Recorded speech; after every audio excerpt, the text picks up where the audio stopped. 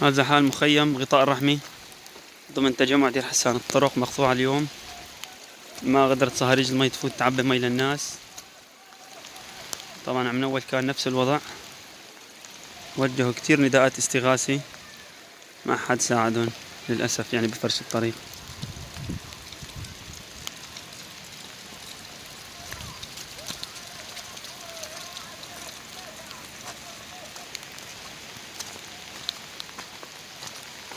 بنوجه نداء للمنظمات لا للخير، إذا بيساعدوا هالناس بيساعدونا بفرش الطريق.